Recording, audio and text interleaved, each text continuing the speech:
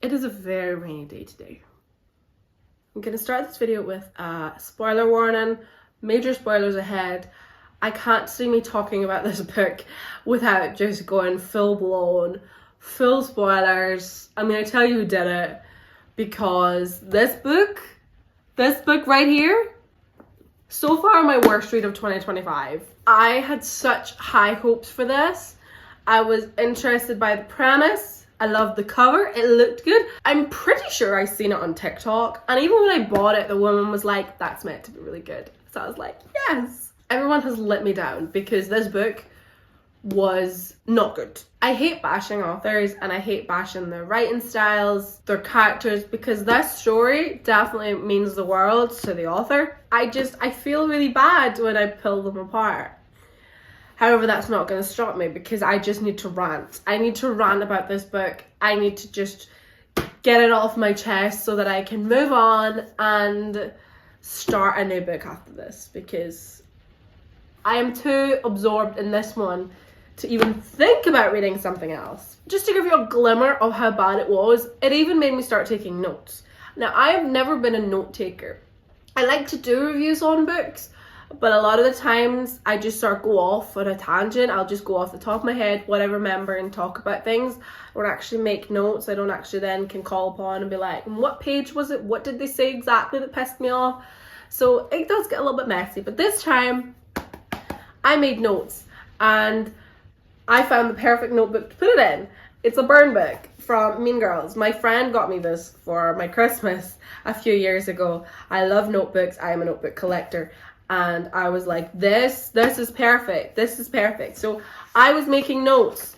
Because this was honestly, let's just get into it. Let's get into it. So this story takes place in 2001. It is about a young couple, two teenagers, whose bodies are found in this old abandoned manor house called Carrington Manor.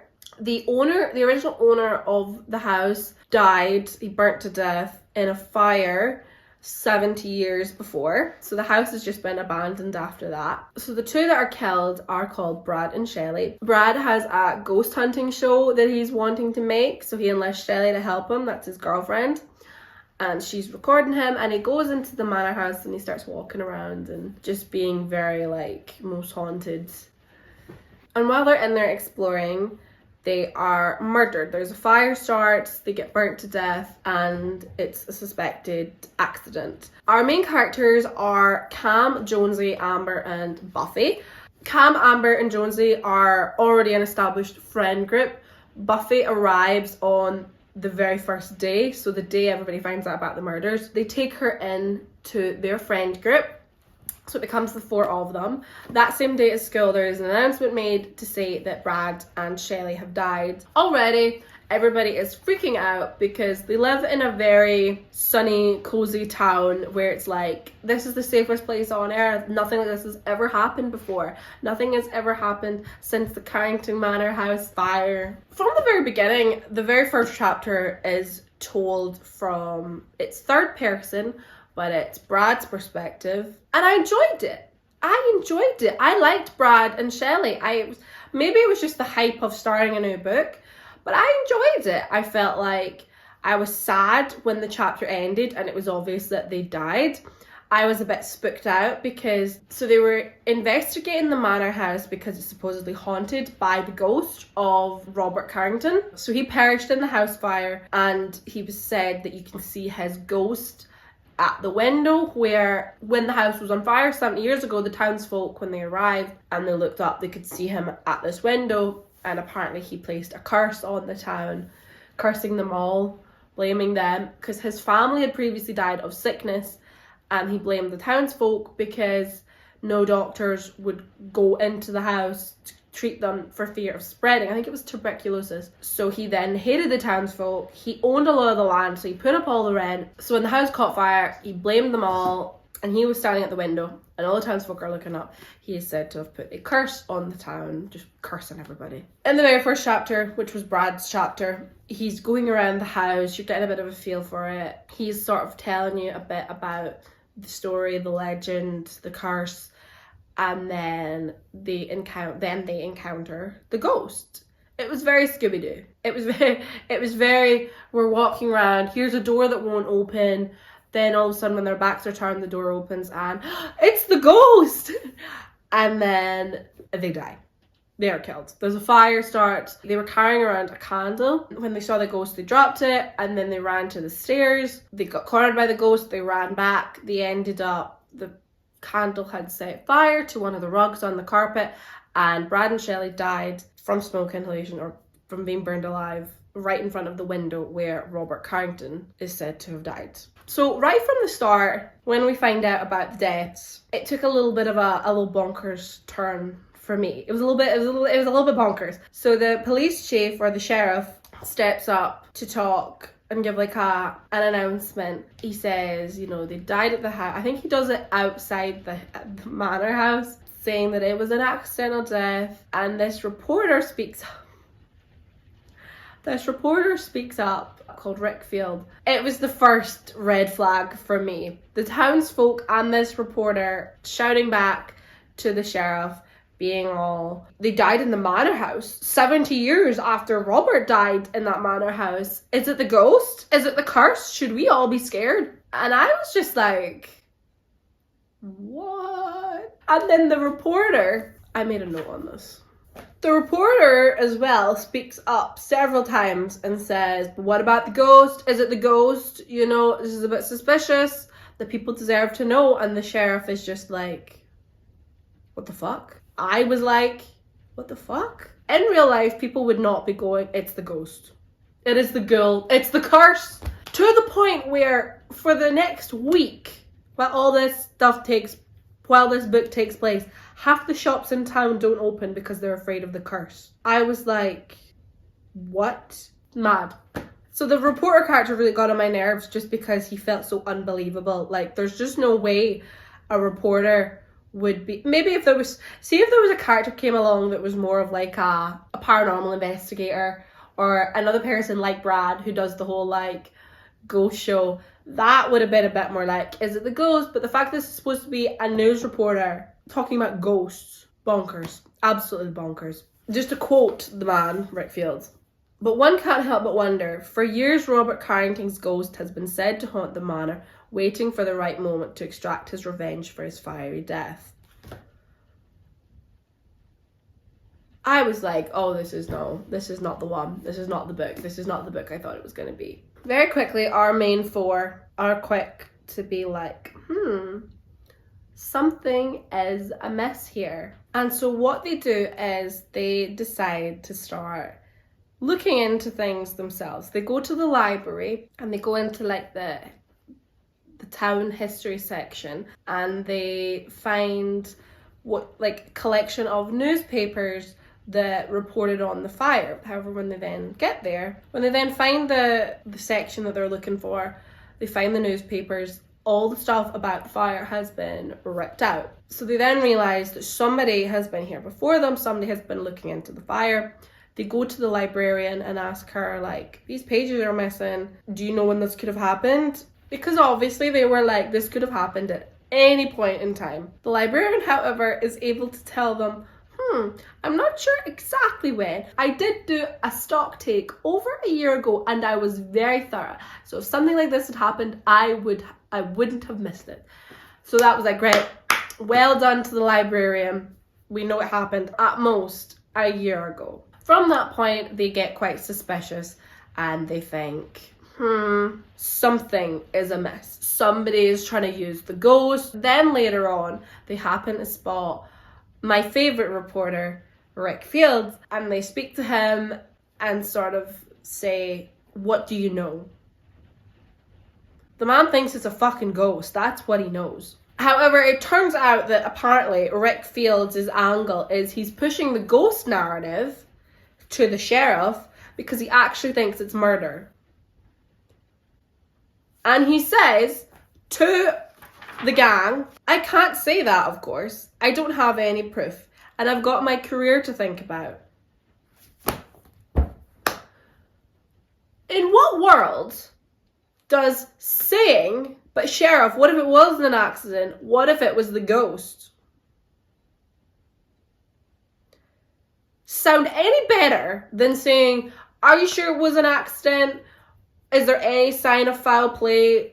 Do we think there's any foul play involved? Could it have been murder? That sounds more logical. That sounds way more logical. Anybody, any reporter, whenever there's a death, any sane person, if there's a death, it could be something as simple as somebody just being found dead in their home.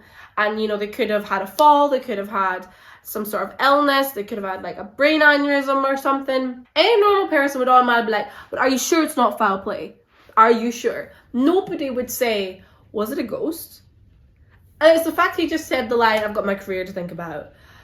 And your career sounds better if you're spouting the ghost route about the curse. That was the moment I was like, oh no, this book is not for me, because what are you talking about? That same night, the gang are all together, and very conveniently, it's always a family member. They either happen to be watching the TV as an announcement's made, or a family member calls them and they're like, I'm turning it on right now, and they'll turn on the TV. The sheriff makes an announcement. As I said yesterday, it is my duty to keep you all safe. In light of recent discoveries, I'm here to inform you that the deaths of Bradley Campbell and Shelley Jones are now being treated as murder. The autopsies have revealed some disturbing new information, namely that the victims were found to have multiple stab wounds to their chest and stomach areas. It is also clear that these lacerations were dealt post-mortem. If you have any information that can assist in bringing justice to our victims, the Sheriff's Office is open 24 hours. We will, of course, keep you updated. Please stay safe, stay indoors unless necessary, and keep calm. And then, of course, Rick Fields gets involved. There we have it, folks. Sheriff Rogers has now declared the inquiry into the deaths of teenagers Bradley Campbell and Shelley Jones an active murder investigation. What did I tell you? You didn't tell us nothing. You said, is it the ghost? The culprit is clearly extremely dangerous. If you witness anything suspicious, do not put yourself in harm's way. Police will be patrolling the town, so law enforcement will not be far. I don't believe that a police officer in an active investigation would stand up and give the information out willingly like that. I know normally they do announce if they suspect foul play. I do believe that. However, I don't believe they would just stand up and announce on the news they were stabbed post-mortem to the chest and the stomach. They had so many stabs.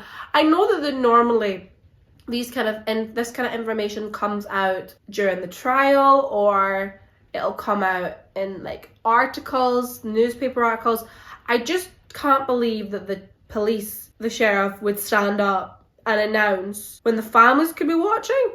It was so convenient for our characters that a lot of the times the sheriff would stand up and say something and give out information, or the news would get this information and they'd be like, now we know. So many times our characters were told information that they had no business knowing, and it felt a bit ridiculous. At one point, the best friend of Brad, a character called Kenny, steps up in school. Now, this point in the book was one of the first moments where I realised the descriptions weren't very good.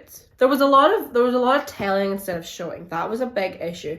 And I think I was reading some reviews and quite a lot of people had that same issue with it, that there's a lot of telling instead of showing, which, you know, a big no-no in the book world. And one of those moments for me was when our characters are all outside. The best friend of the boy who was killed, a boy called Kenny, is said to have stood up in front of a microphone and made an announcement to the whole school. And I was just like, what's he standing on?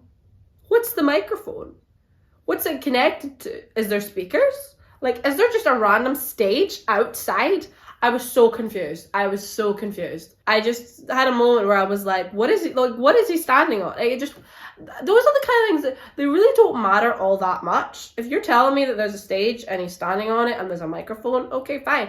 Why is it outside? What's it connected to? How can everyone hear him? If it was just a case of, he stood on a bench with like what's that thing? Is it a bullhorn? And spoke on a megaphone and spoke into it and was like, attention, student body, I have an announcement to make.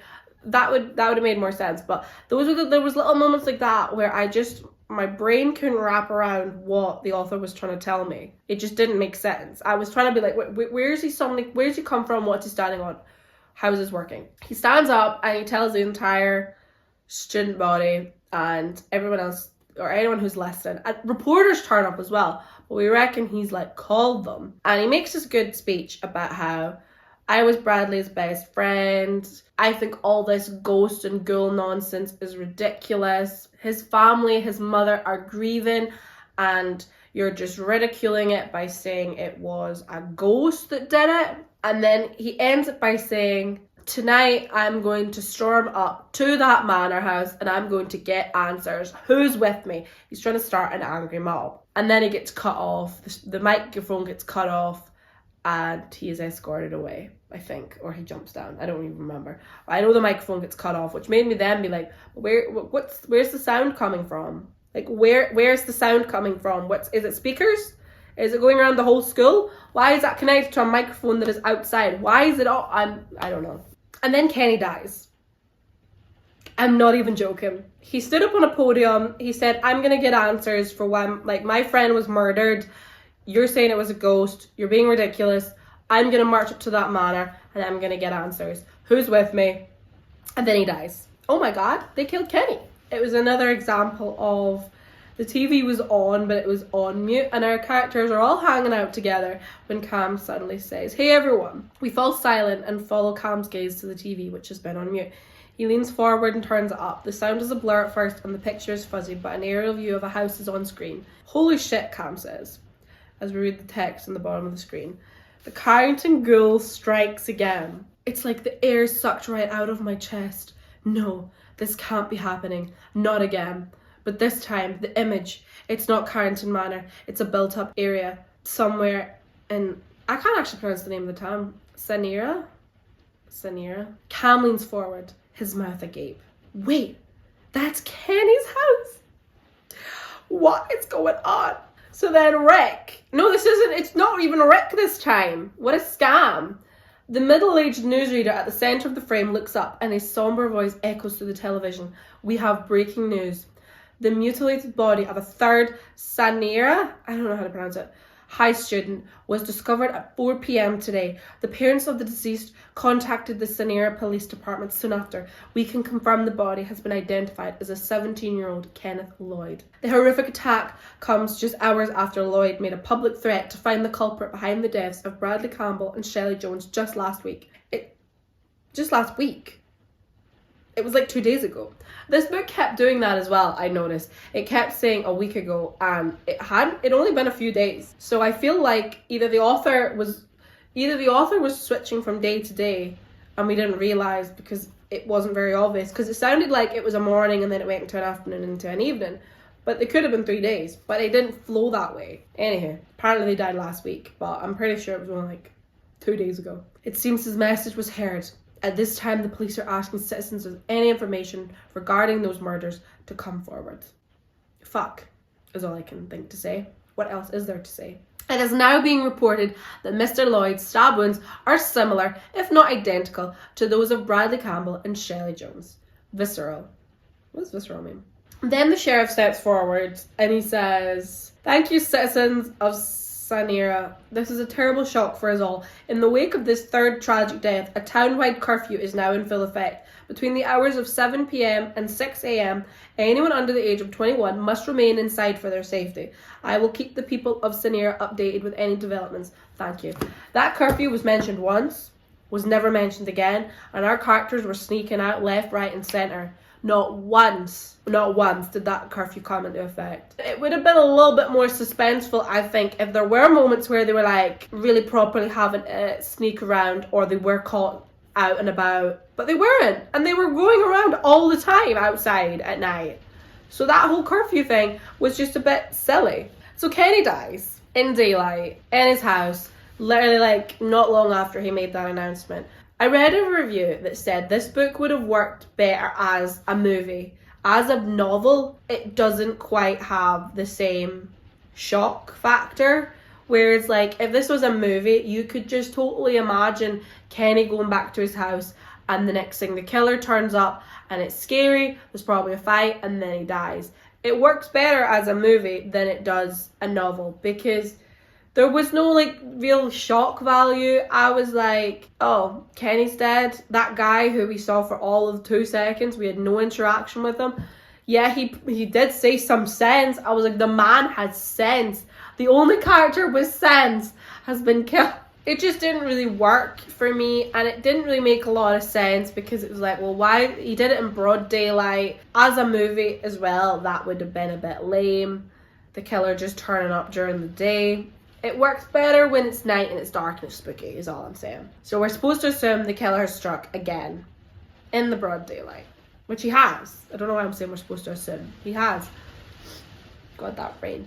At that point then, our characters, but this point, they're mostly led by Buffy for this. They decide they're going to the manor. They're going to the place where Kenny said he was going to go. It's like every horror movie ever of let's go to the spooky manor house where all this revolves around. So they go, and immediately they split up. Cam decides to keep watch. The others go upstairs to have a look around. I had trouble with the layout of the manor house because the way the author described things, I could not figure it out. Cam is supposed to have been watching the front door, but he's sort of looking through a window. The windows are all boarded up. He's supposed to be sort of looking through a window so he can watch from the front door, but then he's also near a fireplace. So I couldn't make up my mind. It felt like he was in the main room. Like he was in like a big manor house, you're gonna assume has a hallway, like an entryway, a hallway, and then you go off to your different rooms. You're not immediately walking into like the living room from a house like this. And it sounded like, and usually they have like a main stairwell in these kind. I'm just thinking of every like manor house I've ever seen on television ever. It's always that entryway with a grand staircase that goes up and then doorways through to other rooms. So I thought Cameron was there so that he could look out this window out to the front door and keep watch for them. And it's said that when the characters are up and down the stairs they can see Cam. The amount of times the author would say that they whisper shouted. It was like, I whisper shout at Cam, "You alright?" And he gives me a thumbs up. I was like, whisper shout? Cam. So stupid. I've seen the word whisper shout too many times. You know what other word I saw too many times? Candelabra. I can't pronounce it properly. Is it candelabra? Candelabra? I love the word. I can't even pronounce it properly. But I love that word. I saw it so many times in this book, it made me sick of it. I never want to see that word again. And I love that word. I don't know what it was about it. I just love the word. Candelabra. Candelabra? Is it candelabra? Candelabra. I don't even know how it's pronounced, and yet it's one of my favourite words ever. Isn't that dumb? I am the dumb one. So, assuming that the characters can see him from as they go up the stairs, he's in the hallway. But he's also next to a fireplace, which sounds like he's in a lounge. There was no good description of the layout of things a lot of the time. I don't know if the author has a house plan in mind for when writing it. I definitely find that helps me. If I have a layout that I know, I can be like, right, if I go out of this door, I go into this room. There's also another door that goes. I just need a layout so that I can understand where I'm going, because it just was not clear to me. And sometimes that just sucks me out for a moment because I'm a bit like, wait a minute, that doesn't make sense. Anyway, the characters go upstairs. While they're upstairs, they hear a scream, they come back down, they realise Cam's gone. Oh no. They're looking around, they're like, where the hell could he have gone? It's the ghoul's got him. They have this whole attitude of, oh, an old house like this is bound to have hidden rooms. I was like, really? Is that really a real thing? I know we see it a lot in fiction, in movies, in TV shows, like, oh, in the living room, if you pull this specific book, it opens a door in the fireplace. But I don't really think a lot of houses actually have that. It's cool, and I hope they do. But do they really? Because this is where the characters were kind of like, a house this old is bound to have hidden rooms. So then they're rummaging around, and at one point Amber goes to pick up a poker from the fireplace, and it turns out that the poker is a lever, and a door opens right from behind where Cam was apparently standing guard. Which doesn't make much sense, because where is this? I thought he was at the doorway. He was watching the front door. So they head off down this secret passageway, and of course it goes into 3 tunnels. How many of our characters are currently present? 3 of them. So they decide to split up and go down there. Amber and Buffy end up meeting each other. Their tunnels they obviously go left and right, and they obviously meet somehow. Jonesy's, however, goes to a dead end, and then he realizes he can hear a noise, and he pushes a button on the wall, and the wall opens, and he finds Cam bound and gagged but alive. He's got a head wound, but he's alive, he's fine.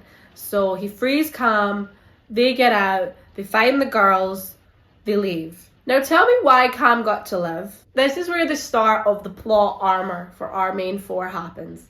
Because what do you mean this murderer who killed Brad and Shelley went after Kenny, killed him in broad daylight, clearly without hesitation, decided to kidnap Cam, tie him up and gag him, and then I don't know what else the ghoul did because we never saw him. One thing they did find though, when they were upstairs, Amber finds the camcorder that Brad was using to film his haunted TV show. And they had a moment where they were like, wouldn't the police have found this? And they were like, yes, the police definitely would have combed every inch of this manor house. There's no way they would have missed this.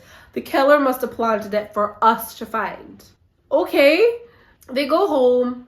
Cam's a little worse for wear because he's got a head injury. Amber has the camera and she decides to watch. They were going to all watch it together, but she decides she can't wait, so she watches it herself. And she sees for herself all the footage that Brad and Shelley have recorded of him going around narrating the tale of the house. And then they capture the moment when the bedroom door opens and the ghoul is standing there. So it's dressed like Robert in his three-piece suit. It's charred. He's got a scarf that covers the majority of his face, but only his eyes stick out. He's got a bluish glow around him that looks very ghostly. And he's carrying a butcher's knife, which is what Robert is said to have had or used or threatened people with. That was very Scooby-Doo. That was very Scooby-Doo, apart from the fact he killed them instead of kidnapping them. Apart from he kidnapped Cam. That was very Scooby-Doo. So she freaks out. She gives the camera. She leaves it for the police. I think she just leaves it, like, anonymously hands it in with a note being like, you need to watch this. And we never hear about it again, as per usual. She hands it off to the police, and then we never hear about it again, which is like, I'm sorry, if that got dropped off and the police watched it, they'd be like, what the hell? You can actually see as well, I think it keeps recording when Shelley drops it, it keeps recording the moment that they run. And this was one thing that got me at one point when I first read it. Brad and Shelley, they're standing in front of Robert's bedroom door. Brad tries to open it, it won't open, and he's like, huh, seems like the ghost doesn't want to let us in. And then he sees Shelley's face, and she's like, shook. He then turns around, the ghoul's behind him, he grabs her hand, they run down the hallway to get to the stairs. When they get to the stairs, the ghost is already there, and he's like, oh my god, how the hell did it move so fast? That was the moment I was like, oh, there's two killers. Like Scream, there's two killers. There has to be. Because how else can you explain why they go from here to here? And then they run away again, they retreat back to where they were, and at that point, that's when the candle has set fire to the rug. It turns out that there was gasoline had been put down, and that's what started the fire. So when the candle fell, it set fire to the rug because of the gasoline. Because when Amber and Buffy and Jonesy are upstairs exploring, they can smell it and they realise the rug's coated in it. And then Brad and Shelley have then perished because they've got trapped by the fire in front of the window where Robert had died 70 years ago. Also mentions how the house is doing remarkably well considering it's been on fire twice. Which makes me wonder, like, are we supposed to assume that the killer was putting out the fires? Because if there was gasoline put down and the fire had caught on pretty quickly to the point that Shelley and Brad got trapped and died from it, how the hell is that house still standing? That's when I did think maybe there is a supernatural element taking place in this book, but apparently not. Also, my two killer theory completely went out the window because that never happens again. We never have a moment where they're like, how did the killer move so fast? There was a moment where there was a second ghost, but that was somebody that was threatened and sort of forced into a situation. And it doesn't become some sort of reveal where it was like, aha, they were actually in on it all along. It was genuinely, this person was abducted, dressed up in the costume, blindfolded, and pushed into a room where they pretended to be the ghoul, but wasn't the ghoul, and they went into a trap that was set for the ghoul. But I'm getting ahead of myself here. I found the pacing of the book to be very sporadic, very quick. It was like, even when our characters were talking, one character could say something like, for example, when they got out of the manor house, Cam had been abducted, but he's alive. Some of the characters are like, let's never do that again, let's just give up on this. Other characters are like, no, but I think we're on to something, let's keep investigating. And it would only take a couple of words for the other characters to be like, you know what, you're right, we're on to this, let's go, gang, let's solve the mystery. And it just felt a bit like, are you serious? Are you serious? At this point, I would not, no, I'm done, I'm out. Cam then gets attacked in his home. His mum is away for the night. Jonesy was going to stay over, but he was like, no, it's okay, I'll be fine. The ghoul calls him. It's very Scream. I've never actually seen Scream, but I've seen enough of it. It was very Scream, the phone call. They kept hinting that the voice was distorted, but it felt familiar. And that to me was just like a very given sign of who I thought the killer was. And then it was very much like, it was very obvious that the killer was watching him. The doorbell goes, he thinks he hears a muffled cry, he worries it's his mum, he goes out to check, nobody's there. When he turns back around, the ghost is at the top of the stairs.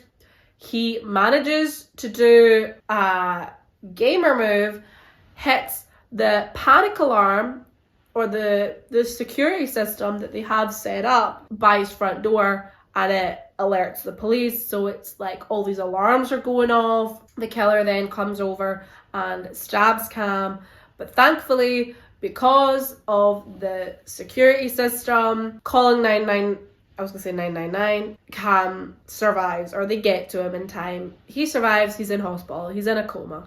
The next morning, Jonesy, Buffy and Amber are called into class by their homeroom teacher. I don't really know what that is. Homeroom, like just register? I don't really know what homeroom is. Who is also their history teacher, Mr. Graham. He's like, I've got some bad news to tell you. Very much our characters were always jumping the gun. Jonesy was like, we need to wait for Cam. And it's like, I think if a teacher summons the three of you and says, I have some news to share with you, you would not immediately be going, wait, but we need to wait for Cam, he's not here. You would not be saying that to your teacher. You would not be saying that. I'd be panicking. If I was ever somewhere and I got pulled in and they were like, I need to talk to you, shitting myself. That's when Mr. Graham says, Cam's not coming. He's been injured. So at this point, the gang are like, oh my God, the killer came after Cam. He was never supposed to get away. Oh my God, he tried to kill him. Which just made me think, well, why the hell did the killer just kidnap him in the first place? He dragged him off into those tunnels, into a secret room. Why did he bind and gag him? He wasn't doing anything else. He wasn't running around terrorizing the rest of the gang. He could have very easily just stabbed him, left him, and then later on dumped the body, and then gone on and terrorized the kids. It would not have took much for him to just stab him. But it's that plot armor, you know. Amber goes off to do her own bit of investigating. She goes back to the library and she goes down into the supernatural section. And while she's down there, she finds a homemade book by a guy called R.M. Renfield, yeah. Basically detailing about how Robert Carrington was this misunderstood guy. The townsfolk were definitely the ones who started the fire. They burnt him to death. All this jargon. So because Robert didn't have any family or didn't have any living relatives, all his money and his estate went to the state. So it was his house, but it got abandoned. He owned a lot of the property in town, and also his wealth would have gone to the state. However, the money was never found. I think they all just assumed he didn't have any. Amber and a few other characters are a bit like, but a man that rich, he had to have money somewhere. So now they believe the money is hidden somewhere in the grounds, and that's what the killer is looking for. Very Scooby-Doo. The whole, there's hidden treasure, I'm going to dress up as a ghost to scare people away so that they don't come looking. I would have gotten away with it too if it weren't for you meddling kids. At that point, we know there's no supernatural element to this story at all. It's not a ghost, it's a killer. Which I must admit I was a little disappointed by. But I do suppose, like, this book is supposed to be sort of Scooby-Doo meets Scream. And I suppose Scream was the exact same. Like, it wasn't a ghost or anything, it was just a killer dressing up in a costume. I didn't make notes. I just committed the cardinal of all sins by reheating my tea in the microwave, but it was, I've been chatting so much it got cold. So Cam's in hospital. That's fine, he's out of the way. Jonesy and Amber and Buffy are doing their own little bit of investigating. They decide we're all targets because Amber thinks that the book that she found in the library, the handmade book she found in the library, was left there for them, because of course it was. I think she asked the librarian, where did this come from? And the librarian, once again, was like, that's odd. A handwritten book? And there's no contents page and there's no author on it. Types it in. Oh, this book appeared with a bunch of donated books by an R.M. Renfield. So the gang then concludes that this R.M. Renfield must have been the person who's written it. But very quickly, Jonesy is like, R.M. Renfield? That's the name of Dracula's servant. So we realise it's a fake name.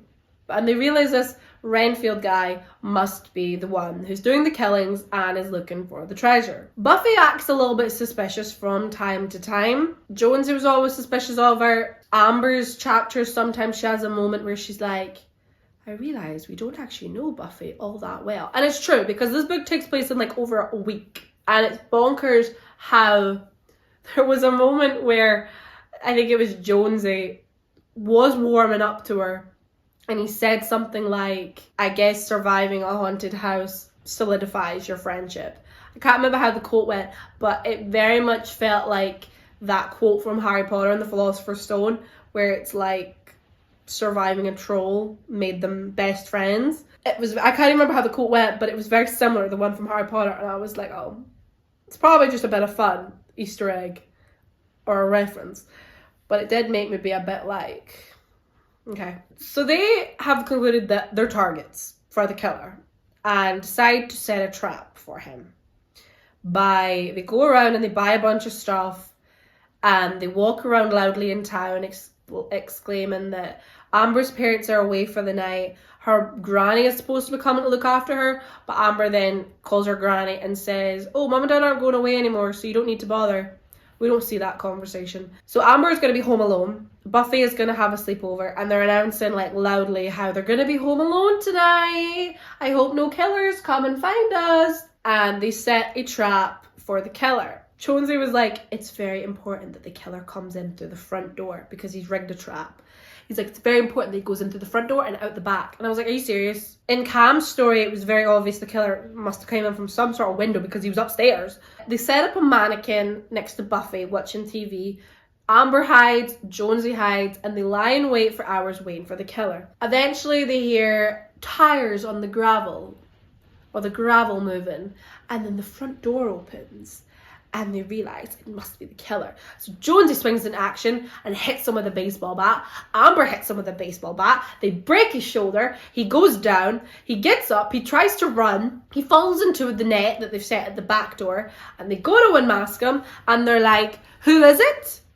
Who the hell is this? The ghost in the house turns out to be this boy called Trevor Ward, who we previously encountered very briefly when Jonesy comes to school and Mr. Graham, the history teacher, pulls him aside and says, I need to talk with you, Jonesy. There's been another murder. And he's like, what? The charred remains of a body were found on the grounds of the manor. Like, we thought we should tell you this. We think it's Trevor Ward. He was a freshman who didn't turn up for his classes yesterday. He's missing. So we're pretty sure it's him. I was a bit like, why are we telling Jonesy? He didn't even know who Trevor was. And it was a bit like, that's very convenient. That is very convenient that they're like, we felt we need to tell you. I was like, that would have made more sense to me if it was something that Jonesy overheard. Say he heard Mr. Graham and the principal talking to each other, and they were like, yeah, there's been another body. We wonder who it could be. Do you think it could be Trevor? He's been missing. That would have made way more sense than them actually personally coming out to find Jones and being like, it's Trevor. It made no sense. So then when the boy says, I'm Trevor, that's when Jonesy's like, you're supposed to be dead. Mr. Graham and the principal told me you were dead. So then they have a moment of like, well then who is the body that's in the yard? That turns out to be the mortgage advisor that, Amber discovers in that handmade book that the house had actually been bought 3 years ago, and the mortgage deed document was in the book, and all the names, all the relevant names were like scribbled out. So she goes to the only mortgage advisor in town, or she goes to the mortgage people in town. It's a girl called Abigail, and she says to her, or she tries to do a little bit of digging, and she asks some questions. The phone conveniently rings, and she answers the phone in the other room. So Amber gets the chance to go through a filing cabinet, finds the information, shoves it under her top just as the woman walks back in the room. She starts asking her some questions about the manor, and Abigail's a bit like, whoa, I can't tell you that.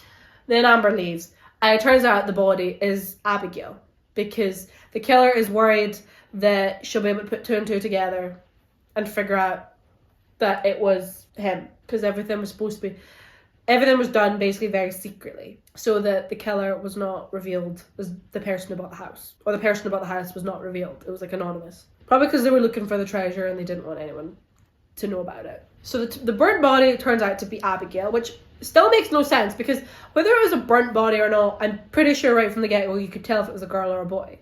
Like, you may not be able to tell immediately who it was, but I am pretty sure you'd be able to tell it was a female, a grown woman, female, and not some freshman teenage boy. So Trevor turns out to be alive. He'd been abducted. For what reason, we don't know, because his abduction has clearly happened days before. Forced to wear the costume, he's gagged, he's shoved into the house, he gets battered around and falls into the trap. Obviously the ghost, the killer, knew it was a trap. He was smarter than them, he was one step ahead, so he put Trevor in his place. But that still makes no sense at all, because why the hell did you have Trevor in the first place? And it's not even like there was some other reveal further down the line to be like, yes, Trevor was actually my accomplice. He is my son, or something else ridiculous. No, Trevor was just abducted for the plot and was thrown into the room as a fake ghoul. And they find out as well, they're like, on like closer inspection, they can tell that the ghoul's costume is covered in a glow-in-the-dark paint. That's why it emits this bluish glow and makes it look ghostly. Even if at that point I hadn't already predicted who I thought the killer was, that would have been another telltale, because we were fed the information right from the start. Then they get a letter that is tucked in Trevor's costume that says, I have taken two of your own. If you want to see them again, come back to the manor. No police. While I enact my final act. And we see when they kept making references to like, it's the final showdown. It's the final act. Nobody in real life ever goes on like they're living in a horror movie. The amount of times in this book horror movie references were made. If I had £1 for every time one of the characters said, now if this was a horror movie, I would be rich, because every time something spooky happened, they'd be like, but this is real life. It's not a horror movie. And just so many, it got boring. It got boring and repetitive, and I was like, stop it. Stop it. Because it was so silly, and it pulls you out of it, because this is fiction. It's like any time in a movie when people are like, this is real life. It's not like the movies. And you're like, this is a movie. I get heated about this kind of thing. Because this is fake. This is fiction. And if this was real life, you wouldn't have all this plot armor protecting you. You would all be dead, because you would have been killed like Kenny. It just ruined it for me a bit, that the amount of times they kept referencing themselves as if like, I feel like we're in a horror movie right now, guys. It's like, shut up. It was so silly. And I feel like something like that just doesn't work for me in books or on TV or in movies, because every time characters are like, this is real life, this isn't like a movie, it grinds my gears. It really grinds my gears. It was so much. They did it so often. I just, ugh. So then our characters stumble on back to the manor with their baseball bats. I think they just left Trevor. I don't even know. They heard police sirens coming, but that never really went anywhere. And once again, our characters head off into the night, despite the curfew. They head to the manor. Oh, they also realise as well, their second, when the killer says, I have two of your own. So they realise Cameron And yes, Jonesy calls the hospital, and it turns out Cameron was abducted, because of course he was. Even though he had an armed guard, the killer put out a call to send the police to Amber's house. So the guy that was guarding Cam's door takes off, and he says to Cam, I'll radio someone to come and take over from me. But then the killer is actually under Cam's bed, because when Cam gets up to put the light on, a hand grabs him from under the bed. So it's like, well, you had a guard outside your door, but somehow the killer was already under your bed. Make that make sense, because that just doesn't. It would have made more sense if the killer turned up dressed as a police officer and then managed to abduct them that way. Not that he was already in the room, under the bed, when he already had an armed guard outside. Oh, I can't. And the other person turns out to be Cam's mum, because they find out at one point that Cam's mum never turned up for her. When Cam gets injured, he gets stabbed, they can't get hold of his mum. They call her work. They call the hotel she's supposed to be staying at. She never turned up. Her work says she never turned up for a meeting that she was supposed to be at. They couldn't get a hold of her. Why they then never reported her or anything, or called anybody and said, this is a bit weird, this woman's not turned up for a meeting, she's not turned up, we can't get hold of her. Turns out he has Cam's mum. So it's Cam and Cam's mum, again, protected by that plot armour, because no, they've not been killed, they're just bound and gagged. They go to the house. So as the kids are embarking up to the manor, they have a moment where Jonesy says, and he turns and he's like, stop. I can't go up here until I know the truth. Buffy, I know you're hiding something. Because he overheard Buffy have a phone call with her mum just before they did their plan to catch the killer at Amber's house, where she said something along the lines of, Cam and Amber are great, they trust me, but Jonesy doesn't trust me. I'm worried that they'll get suspicious of me. Which sounded very odd, very curious. What in the hell is going on? Because they were all very much like, why the hell has Buffy moved here? Because apparently her mum moved here for a job. And they were like, no one moves to Sanira. Everyone tries to get away from it. There's no jobs here. So they're already all very suspicious of her. And it turns out Buffy's then like, you're right. I have been hiding something. It turns out her best friend died. She had a heart condition. She had a heart attack. She fell down the stairs, and the school ridiculed her and called her a murderer, said that she killed her friend. The police cleared her. Police interviewed her, cleared her. She died of natural causes. She fell down the stairs, but she couldn't live with the rumors. The school never let her live it down. So in the end, they moved. I was like, what the fuck are you talking? What is this? And then she got worried. She didn't want to tell them because I turned up the day that the killings happened. What if you thought it was me? All right, Buffy. So that's fine. We hug it out and we're all like best of friends. Oh, Buffy, we believe you. I can't believe you would have to feel the need to keep this from us. We trust you. Let's go, guys. Let's go save our friends. So they do. They go in and the killer appears at the top of the stairs. All the candles suddenly come to light and it's like, woo, ooh, all the candles light up. How the hell did he do that? The killer appears at the top of the stairs and he starts talking to them and being very, very Scooby-Doo, very trying to be menacing. And then the killer takes off his mask and reveals himself to Amber and Jonesy and Buffy. And it is none other than Mr. Graham, the history teacher, which I predicted the moment I saw him. As a joke, I will include the clip of when I said it. I'm a little bit suspicious of one of the teacher characters just because he was coughing. Right in the very first chapter, Cam bumped into him in the hallway and he was coughing. He goes, oh, it's my allergies. And I'm like, or is it smoke inhalation because you were in the house? But I think I might be being a bit too dramatic. But I'll remember this. I will remember this.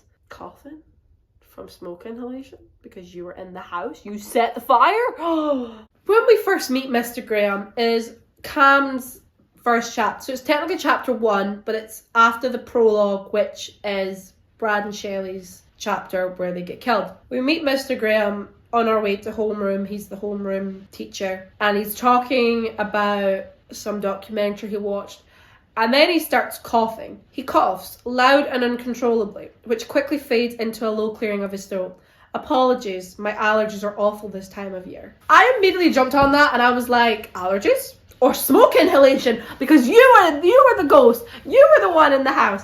And I was being funny. I had a moment where I was like, surely not. I thought it was a joke. I was being funny. But I had a little voice in the back of my head that said, but what if you're right?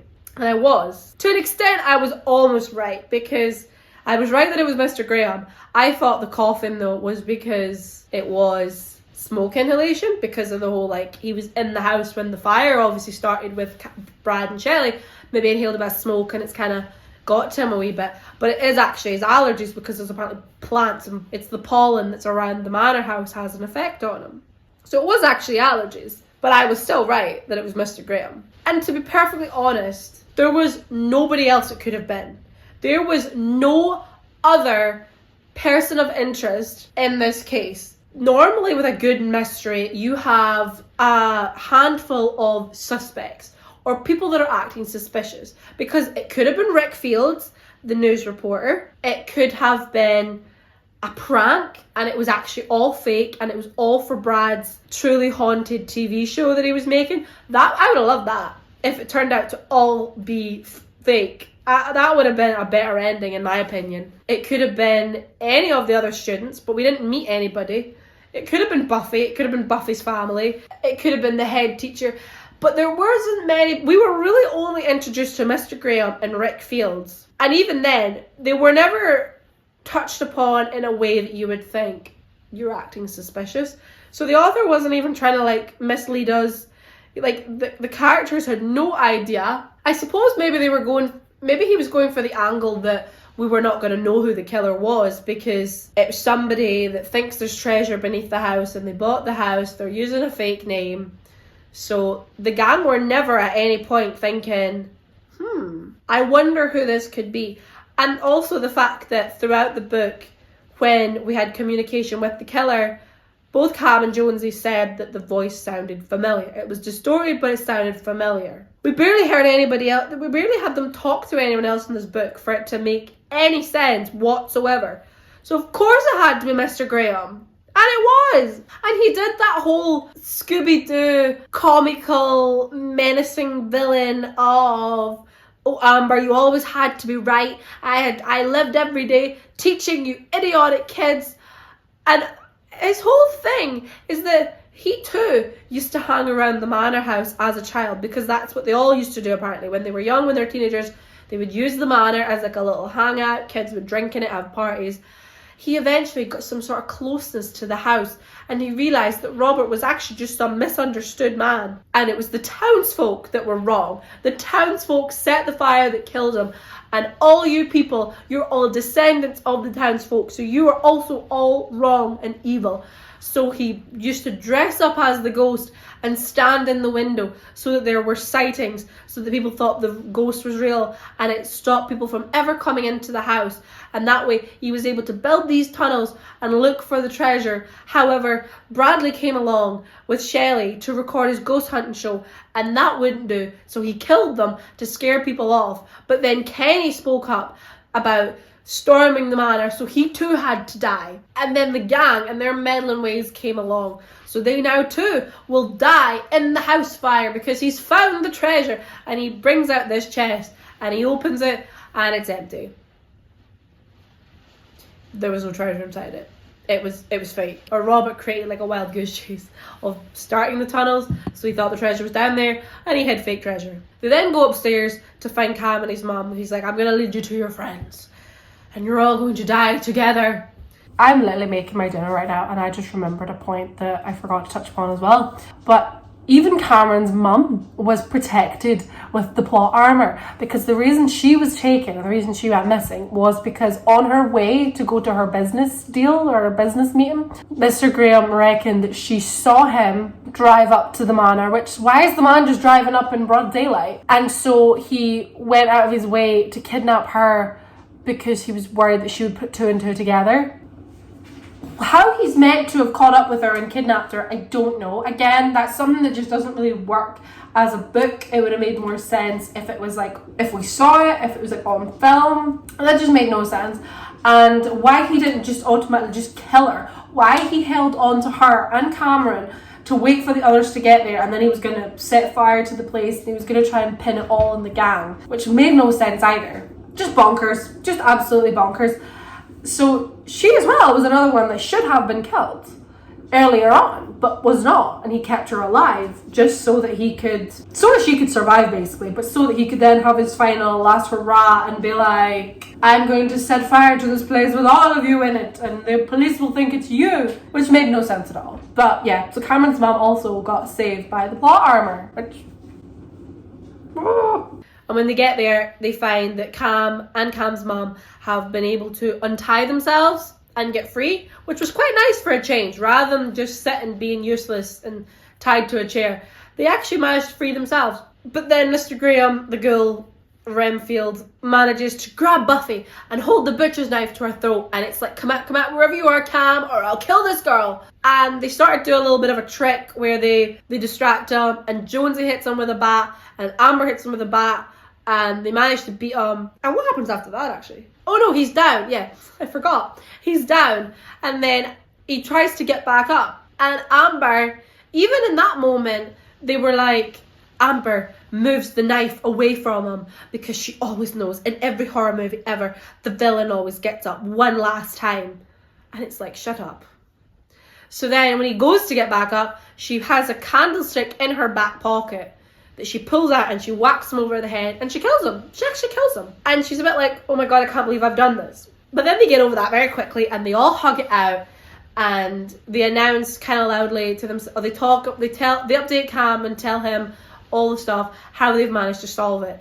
And Cam's mum says the most unhinged, stupidest thing I have ever heard in fiction ever. After a bunch of kids nearly kill themselves running after a killer, she says, you don't realize it, do you? She murmurs. What you kids have is special. Not many adults, let alone teenagers, could do what you've accomplished these past weeks. It feels like it's only been a week, I'm not gonna lie. The pacing of this book was so bad. I thought it was only a few days past, but it's apparently been weeks. It didn't feel like it. He didn't show us that. He didn't tell us either, and he loves to tell us. You've saved so many lives. You saved me. I scoff in relief and disbelief. Did we seriously just get applauded by my mum for risking our lives? Praise is not exactly what I was expecting. I thought you were going to be furious with us. Oh, I am, she says, suddenly sterner. But you can't deny the service you've done for Sanara, whatever. I don't even want to think about what would have happened if the teacher had got away with it. And I would have gotten away with it too, if it wasn't for you meddling kids. I think you should do something with what you have here, Mum suggests, motioning to the four of us. Buffy frowns. What we have? Together you took down a serial killer when the entire sheriff's office couldn't. There's something there for you guys, and I don't think you should pass it up. You'd be silly not to. I blink at Mum's suggestion. Are you saying we should put ourselves in danger again? I ask uncertainly, because surely I'm hearing her wrong. Not every case you take on has to be a serial killer. Maybe you could find a missing artifact or, oh, I don't know, she says flustered. Solve cases. But I think you could do great things together. We're laughing again then at the absurdity of it all. I don't know how easy it'll be to find cases, but whatever way life dares take us, I'm willing to follow it with these guys by my side. That is the most unhinged shite I've ever read in my entire life. Because what do you mean these kids, who by the way are graduating soon and are going off to university, probably going their separate ways, what do you mean they're going to set up some sort of like Famous Five, Scooby-Doo, Mr. Incorporated type of thing? What do you actually mean? I feel like a mum character saying that to them was the worst thing ever. It would have maybe been a little bit nicer if once it was all said and done and they had their moment in the sun where the news are like reporting on them and being like, these guys managed to solve it. Well done to them. That maybe somebody else then comes to them and be like, hey, you guys are pretty smart. Could you help me? I've got a little mystery you could maybe solve. And they'd be like, guys, did we just become crime solvers? That was awful. That ruined everything. It was awful. And then the final chapter is told from Buffy's perspective, which we never got a Buffy chapter the whole time. It was always Cammy, Jonesy, and Amber, and they three were told in first person, which was weird because Brad's first chapter was third person. And to be honest, I could not distinguish between the voices. They were very samey. There was no real character development for any of them. Jonesy and Cam had a bit of a moment right from the beginning where they had secret feelings for each other, but that happened within like the first quarter of the book. They are like, we need to talk about this, and they talk about it, and they kiss, and I guess they're a couple now. So that's when I was like, is one of them gonna die? Is Cam gonna die? But he didn't. They're fine. They were all fine. The plot armor, I genuinely thought when we had that revelation very quickly, like, see if it was a bit more angsty, and it was a bit more build up between the two of them, like they almost have a moment but they get interrupted, and then Cam's taken, and then Cam's stabbed and he's in the hospital, and then they have their moment together at the end where they're like, I really like you bro, I like you too. I would have loved that way more, rather than it happened very quickly, because it happened so quickly, I genuinely thought one of them was going to die.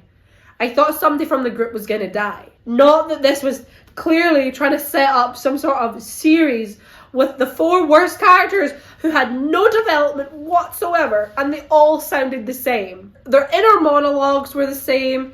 They had no real characteristics about them. It was just solve the mystery. This book was supposed to be YA, and I didn't realise it was meant to be YA when I picked it up. I think I thought it was an adult horror book, or just a horror story. I didn't really realise it had a category on it, because I do still love reading books set in high school, and to me they don't need to be young adult or new adult. For example, one of my favourite series that is technically a mystery series is the One of Us is Lying from Karen McManus. I love that series, and it's set in high school, and I feel like as an adult you can enjoy it, as a teen you can enjoy it. There's death, there's killings, there's murder, but it's not too basic that it comes across as childish. It's a nice balance, and you can still enjoy it. This book did not have that. The pacing of this book read like a children's story. Whenever I've read proper, like, teenage books that are aimed for teens, this is the pacing of it. It was so quick. We went from A to B to C to D to D. We got all the way to the end to Z. It was just, the pacing was not there. It was not good. And it read like a children's book. Everything was fed to you. The characters were all like, are you thinking what I'm thinking? I think the killer is looking for a treasure. It's like the author didn't trust us to figure things out. Everything had to be explained, but explained in a way that it wasn't great detail. It was just sort of thrown in your face, and the pacing and the writing was just all over the place for me.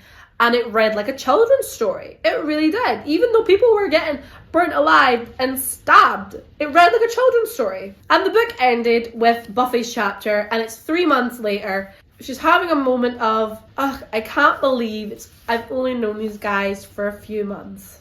And apparently the townsfolk think the same too. All thanks to us solving the case. It turns out we are pretty good at solving mysteries, and other people think so too, because after it all went down, we started getting attention from people in Sanira. People wanting us to solve their problems, only small ones like missing jewellery and pets, but it's been fun using our skills. And honestly, it's nice spending time with my friends, and it's still being considered work. The best of both worlds, really. And then they unveil a logo for their gang. Oh my god. And then Buffy reveals that she actually figured out where the treasure was all along. The treasure's apparently in the library. If we're going to solve mysteries, then we're going to need... And then the book ends with... Honestly, by this point, I was completely done. I was ready for it to be over. The book ends with...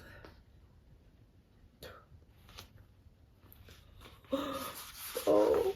As I sit here, smiling with my friends, I realise I'm truly happy.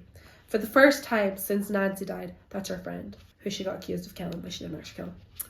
I feel happy again, with my new friends who I've been to hell and back with. Listen, I like it, I say. Then I make my voice serious. But there's just one thing you haven't considered. Something pretty important. I wait for their smiles to falter, for the worry to set in before I continue. If we're going to solve mysteries, then we're going to need a name.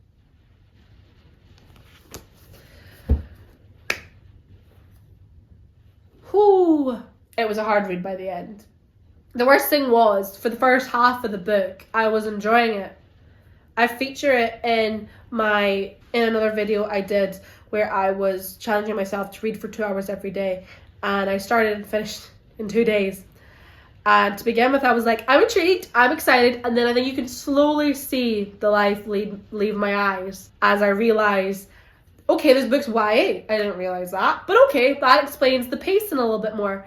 And then slowly as time goes on, I lost the will.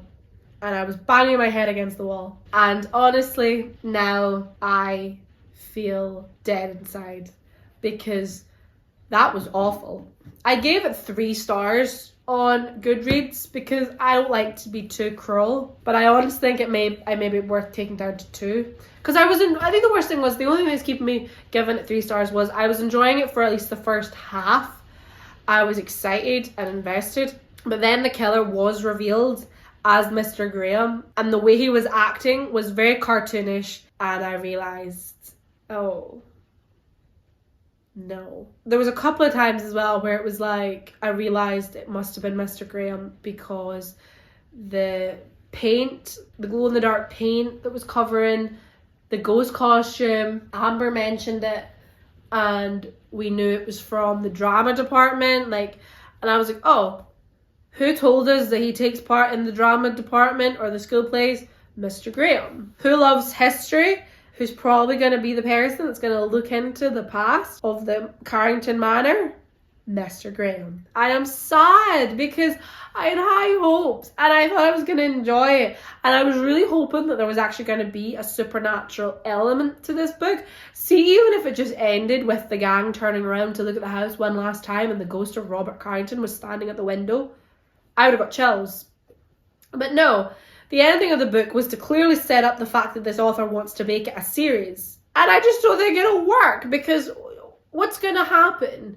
At some point there's going to be another killing and they investigate it again. I just don't think it's going to be any good at all, because at first I was invested because the characters felt like anybody could die, sort of thing. Kenny died, Brad and Shelley died. Anybody could die. I genuinely thought one of the 4 was going to die. I thought it was going to be Cam. I thought it might be Amber. But they survived because they had the plot armour. They were all a bunch of Mary Sues, and it'll take away from any suspense in any other book with these characters in it, because they're protected now, and I just wish that the stakes had been a bit higher. I mean, I know Cam got stabbed and the killer did try to kill him, but it didn't work. I was so deflated by the end, and I just feel like this book was shit. It was insane. It was insane. What do you mean? My tea is cold again because I've just been rambling so much. It was honestly the worst book I've read so far this year. I think I might even take it. The more I'm talking about it, the more I might take it down to a 2. As I've said, I've never seen Scream before. I've seen clips from it, and I know the story, and I know who the Ghostface killers are. But I saw a few reviews that said that this is basically a copy and paste of Scream. And that did make me wonder if the curfew thing is a thing in Scream, because that would make sense. It would explain why the book announces there's a curfew, but then it never comes into play at all. So it wasn't really needed. It wasn't necessary. It didn't do anything to the plot. It didn't mean that they had to sneak out, but they had to sneak out anyway because they have parents. So there was no real we need to hide from the law. Oh my god, there's a police car, everybody duck down, they're doing patrols. It made no sense, and that does make me wonder if there's a curfew in Scream. But someone did say that this is basically a copy and paste for Scream, which I suppose it's living up to what everybody's saying. It's a Scooby-Doo meets Scream. I just was so let down. I was so let down. And then look out for more nail-biting YA horror from Bellwood in autumn 2025. This wasn't horror. This wasn't horror in my opinion. This was a mystery. I'm sorry, Belle. I'm really sorry. I really wanted to like your book, but it just drove me insane. the writing is just not, it's not for me. It was very childish. In my other video, when I was reading this, I said it came across, or it read like a Wattpad story, like a very basic Wattpad story where there was no great details, which, don't get me wrong, sometimes a book can go overboard with the details and it's not really necessary, but this book really just jumped around so much, where it was like, we're going from here to here to here, I'm telling you instead of showing.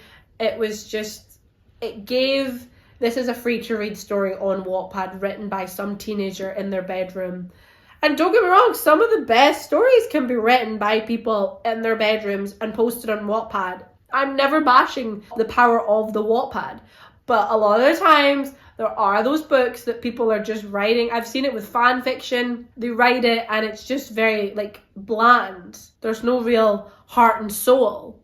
It's just, I got up and I went to school. School was a bit weird today because of all the killings. The principal made an announcement. This happened, that happened.